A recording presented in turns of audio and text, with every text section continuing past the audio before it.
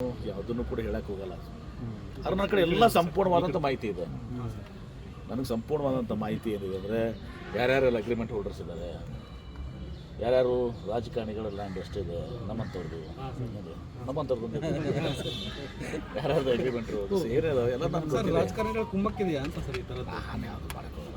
ನಾನು ಇದನ್ನು ಸುಮ್ಮನೆ ಇದು ಮಾಡಿ ಕಾಂಟ್ರವರ್ಸಿ ಮಾಡೋಕ್ಕೆ ಹೋಗಲ್ಲ.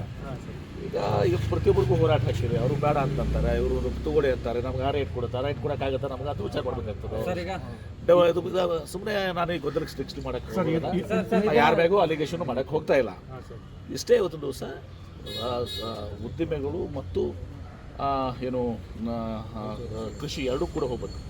ಈಗ ನಿನ್ನೆ ನೋಡಿ ಇಲ್ಲೇ ಇದೆ ನನ್ನ ಪಾಕೆಟ್ನಲ್ಲಿ 17 ವರ್ಷ ನಂತರ ಏನು ನಂದಿಗ್ರಾಮ ಆಯ್ತಲ್ಲ ಟಾಟಾ ನ್ಯಾನೋ ಪ್ರಾಜೆಕ್ಟ್, 17 ವರ್ಷ ನಂತರ ಟಾಟಾದವ್ರ ಜೊತೆ ಇವತ್ತೊಂದು ದಿವಸ ಮಾತುಕತೆ. 17 ವರ್ಷ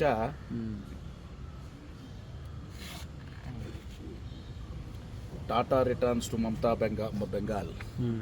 ಎಷ್ಟು ಟಾಟಾ ಅನ್ನೋದು ಸರ್ ಏನ್ರಿ ಧಾರವಾಡದ ಕೇಳಿದ್ರಿ sir. Historic meeting since first ಏನ್ರಿ 17 ಇಯರ್ಸ್ ಏನ್ರಿ ಏನಾಗ್ತದೆ ಇದು. ಈಗ ಮತ್ತೆ ಬರುತ್ತೆ sir Karnataka Tata business today ನಿಮ್ಮದು magazine. 17 years after Singur storm Tata sons chairman meets ಭೇಟಿ. ನಿಮ್ಮನ್ನು ಅನ್ನಲ್ಲಪ್ಪ ಅಲ್ಲಿ 17 ವರ್ಷ ಇಂಡಸ್ಟ್ರೀಸ್ ಕ್ಲೋಸ್ ಮಾಡಿದೆ. ಅಂದರೆ ಈ ಥರ ಎಲ್ಲ ಇರ್ತವೆ. ಹೀಗಾಗಿ ಉದ್ದಿಮೆಗಳು ಹೋಗಬೇಕು, ಕೃಷಿನೂ ಹೋಗ್ಬೇಕು, ರೈತರಿಗೆ ಅನ್ಯಾಯ ಆಗಬಾರ್ದು. ಅದಕ್ಕೆ ಭೂಸ್ವಾಧೀನ ಕಾಯ್ದೆ 2013 ತಂದಿದ್ದು ಯಾರು? ಕಾಂಗ್ರೆಸ್ ಸರ್ಕಾರ. ನಾವು 2013 ಕಾಯ್ದೆ ಪ್ರಕಾರನೇ ಅವ್ರು ಪರಿಹಾರ ಕೊಡೋದಂದರೆ ಇನ್ನೂ ಸಂದರ್ಭ ಬಂದಾಗ ವಿಶೇಷ ಪ್ರಕರಣ ಅಂತೇಳಿ ಎಕ್ಸ್ಗ್ರೇಷನು ಕೂಡ ಜಾಸ್ತಿನೂ ಕೊಡ್ತೇವೆ. 10,781 ಸ್ಕ್ವೇರ್ ಫೀಟ್ ಬಗ್ಗೆ ಜಾಸ್ತಿನೂ ಕೂಡ ಕೊಡ್ತೇವೆ. ನಾವು ಯಾರ ಜೊತೆ ಈಗ ಅಲಿಗೇಷನ್ ಮಾಡೋಕ್ಕೆ ಹೋಗಲ್ಲ, ಯಾರ ಬಗ್ಗೆನೂ ನಮ್ದು ಇದು ಇಲ್ಲ. ಮುಖ್ಯಮಂತ್ರಿಗಳು 15ನೇ ತಾರೀಕಿಗೆ ಮೀಟಿಂಗ್ ಮಾಡ್ತಾರೆ. ನಾವು ಏನು ಹೇಳಬೇಕಾಗಿದ್ದಾರೆ ಮುಖ್ಯಮಂತ್ರಿಗಳು ಹೇಳಿದ್ದೀವಿ, ಮೀಟಿಂಗ್ ಅನೌನ್ಸ್ ಮಾಡ್ತಾರೆ. ಟಾಟಾ ನಾನು ನೀವೇನಾದ್ರು ಆಫರ್ ಕೊಡ್ತೀರಾ ಸರ್? 17 ವರ್ಷ ಮುಗಿದೋಗಿದೆ. ಈಗ ಟಾಟಾ ಭಾಳ ಬಗ್ಗೆ ಈಗ ಟೆಕ್ನಾಲಜಿ ಎಂತಿಂದ ಬಂದಿದ್ದಾವೆ. ಈಗ ಸರ್ 17 ವರ್ಷ ಹಿಂದಿನ ಮಾತಾಡ್ತೀರಿ ನೀವು. ಸರ್ ಇದನ್ನ ಹೊರತುಪಡಿಸಿ ಸರ್ ಈಗ ಆಪರೇಷನ್ ಕಮಲ ಅಂತ ಶುರು ಮಾಡಿದಾರಂತೆ. ವಿಜಯಾನಂದ ಕಾಶ್ಯಪ್ನವರು ಒಂದು ಮಾತು ಹೇಳಿದ್ದಾರೆ ಸರ್.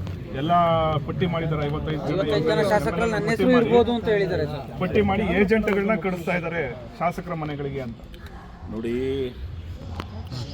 ಶಾಸಕರೇನು ನಮ್ಮ ಕಡೆ ಅಂತಲ್ಲ, ಹುಣಸೆ ಬೀಜ ಹುಣಸಿಕಪ್ಪತ್ತಿ ಏನಂತೀವಿ ನಾವು, ನಮ್ಮಲ್ಲಿ ಭಾಷೆದ ಹುಣಸಿಕಪ್ಪತ್ತಿ.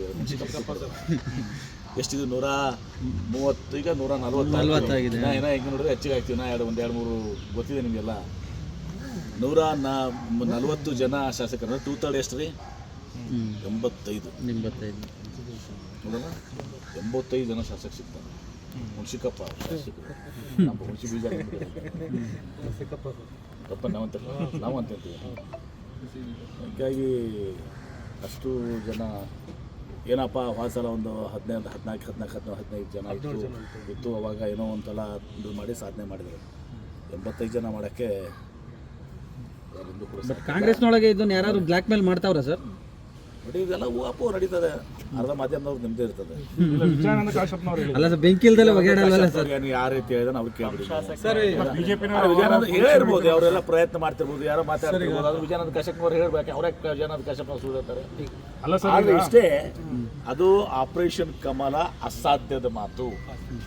ಅಷ್ಟೇ ಅಲ್ಲ, ಬಿಜೆಪಿನ ಹಿಂದೆನೂ ಹೇಳಿದ್ದೀನಿ, ಬಿಜೆಪಿಯ ಮತ್ತು JDSನ ಬಹಳಷ್ಟು ಶಾಸಕರು ಕಾಂಗ್ರೆಸ್ ಕದ ಪಡಿತಾ ಇದ್ದಾರೆ. 15 ಜನ ನಮ್ಮ ಕಡೆ ಬರ್ತಾ ಇದ್ದಾರೆ.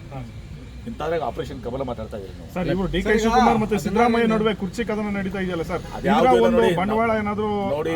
ನಮ್ಮ ಪಕ್ಷದಲ್ಲಿ ಯಾವ ಕದನೂ ನಡೆಯೋದಿಲ್ಲ. ನಮ್ಮ ಪಕ್ಷದಲ್ಲಿ ಏನೇ ಇದ್ರು ಹೈಕಮಾಂಡ್ ಏನು ನಿರ್ಧಾರ ಮಾಡ್ತದೆ ಅದು ಸಿದ್ದರಾಮಯ್ಯನವ್ರಿಗೂ ಅನ್ವಯಿಸ್ತದೆ, MB ಪಾಂಡ್ಗೂ ಅನ್ವಯಿಸ್ತದೆ, DK ಶಿವಕುಮಾರ್ಗೂ ಅನ್ವಯಿಸ್ತದೆ, ಎಲ್ಲರಿಗೂ ಅನ್ವಯಿಸ್ತದೆ. ಈಗ ಸಿದ್ದರಾಮಯ್ಯ ಇರ್ತೀನಿ ಅಂತ ಹೇಳಿದ್ದಾರೆ ಸರ್. ಆದ್ರೆ ಹೈಕಮಾಂಡ್ ನಾಯಕರು ಒಬ್ರು ಏನು ಬಾಯಿ ಬಿಡ್ತಿಲ್ವಲ್ಲ ಸರ್? 5 ವರ್ಷ ಇರ್ತಾರೆ, ಎಷ್ಟು ವರ್ಷ ಇರ್ತಾರೆ ಅನ್ನೋದು. ಸುರ್ಜೇವಾಲಾ ಬಂದು ಹೋದ್ರು ಏನು ಹೇಳ್ತೀರಾ? ಖರ್ಗೆ ಅವ್ರು ಇಲ್ಲೇ ಇರ್ತಾರೆ, ಅವರು ಏನು ಹೇಳ್ತಿಲ್ಲ. ಅದು ಹೇಳ್ಬೇಕಂತಿದ್ಯಾ? ಅಲ್ಲ, ಕರ್ನಾಟಕದವ್ರು ಅಲ್ವಾ ಸರ್? ನಾನು ಮುಖ್ಯಮಂತ್ರಿ ಆಗಿದ್ದೀನಿ, 5 ವರ್ಷ ನಾನು ಮುಂದುವರಿತೀನಿ ಅಂತ ಹೇಳಿದಾರೆ ಅವರು. ತಪ್ಪೇನಿದೆ?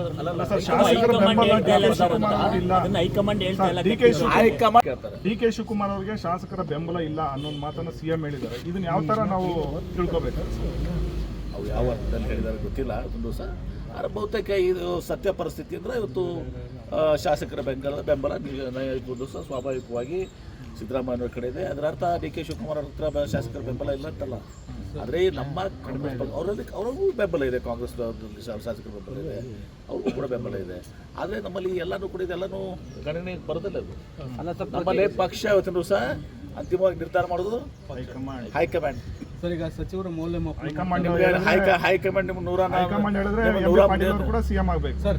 ನಾನು ಅದನ್ನ ಹೇಳಕ್ತಿಲ್ಲ, ನೀವು ಅದನ್ನೆಲ್ಲ ತರಿಸಿದ್ದು ಪ್ರತಿ ಸಲ ರವಿವಾರ ಕೂಡ ನೀವು ಇದೇ ಕೆಲಸ ಮಾಡೋದು ನನಗೆ. ಸರ್, ಈಗ ಸಚಿವರ ಮೌಲ್ಯಮಾಪನ ಮಾಡೋಕೆ ಸುರ್ಜೇವಾಲ ಅವರು ಬರ್ತಾರೆ 16ರಿಂದ. ಕೆಲ ಹಿರಿಯ ಸಚಿವರನ್ನ ಕೈ ಬಿಡುವಂತ ಸಾಧ್ಯತೆಗಳಿದ್ದಾವೆ. ಗೊತ್ತಿಲ್ಲ, ಹಾಂ ಸರ್. ನನಗೆ ಗೊತ್ತಿಲ್ಲ. ಅವ್ರ ಮೌಲ್ಯಮಾಪನ ಮಾಡಕ್ಕೆ ಬರ್ತದೆ ಅಂತ ನನಗೆ ಗೊತ್ತಿಲ್ಲ. ಹಿಂದೆ ರಿಪೋರ್ಟ್ ಕಾರ್ಡ್ ಬೇರೆ ತೊಗೊಂಡಿದ್ದು ನಿಮ್ಮ ಕಡೆಯಿಂದ. ಗೊತ್ತಿಲ್ಲ, ಬರ್ಬೋದು. ನೀವು ಕೊಟ್ಟಿರಲಿಲ್ಲ ಸರ್? ಕೊಟ್ಟಿಲ್ಲ. ರಿಪೋರ್ಟಿಗೆ ನಮ್ದು ಏನೇನು ಇರ್ತದೆ ಅದನ್ನೆಲ್ಲ ಹೇಳ್ತಿರ್ತೀವಿ ನಾವು ಎಲ್ಲ. ಅಲ್ಲ ಸರ್, ಸರ್ ಎಮ್ ಎಲ್ ಎಗಳದು ಆಯ್ತು. ಈಗ ಈ ಸಚಿವರದು 1-to-1 ಮೀಟಿಂಗ್ ಮಾಡ್ತಾ ಇರ್ತಕ್ಕಂಥದ್ದು ಏನ್ ಸರ್ ಉದ್ದೇಶ? ಈ ತರ ತಪ್ಪೇನಿದೆ, ಏನೇನು ಆಗ್ತಾ ಇದೆ, ಅಥವಾ ಕೆಲವು ಶಾಸಕರು ಈ ಇಲಾಖೆಯಲ್ಲಿ ನಮ್ಮಲ್ಲಿ ಅಭಿವೃದ್ಧಿ ಆಗ್ತಾ ಇಲ್ಲ, ಇದಕ್ಕೆ ಜಾಸ್ತಿ ಹಣ ಕೊಡಬೇಕು, ಏನಪ್ಪಾ ಅದು ಕೇಳ್ಬೋದು. ತಪ್ಪೇನಿದೆ ಅದು. ಕಾಂಗ್ರೆಸ್ ಸಿಎಂ ಮಾಡೋ ಕೆಲಸನ ಸುರ್ಜೇವಾಲ ಮಾಡ್ತಿದ್ದಾರೆ. ಸುರ್ಜೇವಾಲ ಅವರು ದುಡ್ಡು ಕೊಡೋರಲ್ಲ, ಸಿ ಎಂ ಅವರೇ ಕೊಡ್ಬೇಕು. ಅಂತಿಮವಾಗಿ ಹಣ ಕೊಡಬೇಕಾಗಿದ್ದು ಸಿ ಎಂ ಅವರೇ. ಆದರೆ ಅವ್ರು ಏನಲ್ಲ, ಶಾಸಕ ಅವರೆಲ್ಲ ಅಭಿಪ್ರಾಯ ತಗೊಂಡು ಅವರು ಅದನ್ನು ಸಿ ಎಂ ಅವ್ರಿಗೆ ನೋಡಿ ಸರ್ ಹಿಂಗೆಲ್ಲ ಅಭಿಪ್ರಾಯಗಳಿದ್ದಾವೆ, ಹೀಗೆಲ್ಲ ಇದ್ದಾವೆ, ಇವರು ಒಳ್ಳೆ ಕೆಲಸ ಮಾಡ್ತಾ ಇದ್ದಾರೆ ಅಂತ ಹೇಳ್ಬೋದು. ಈಸ್ ಹೈಕಮಾಂಡ್ ನೋಡ್ರಿ, ಇದು ನಮ್ಮ ಪಕ್ಷದಾಗ ಅಷ್ಟೇ ಅಲ್ಲ, ಬಿಜೆಪಿದಾಗ ಕಾಂಗ್ರೆಸ್ ಅಲ್ಲಿ ಅವ್ರು ಪ್ರಧಾನ ಕಾರ್ಯದರ್ಶಿಗಳು ಬಂದಾಗ ಬರ್ತಿರಲ್ವಾ, ಬಂದಾಗ ಮೀಟಿಂಗ್ ಮಾಡ್ತಿರಲ್ಲ ಎಮ್ ಎಲ್ ಎಸ್ ನಿಮಗೆ ಗೊತ್ತಿಲ್ವಾ, ನೀವೇ ಅಟೆಂಡ್ ಆಗಿದ್ದೀರಿ.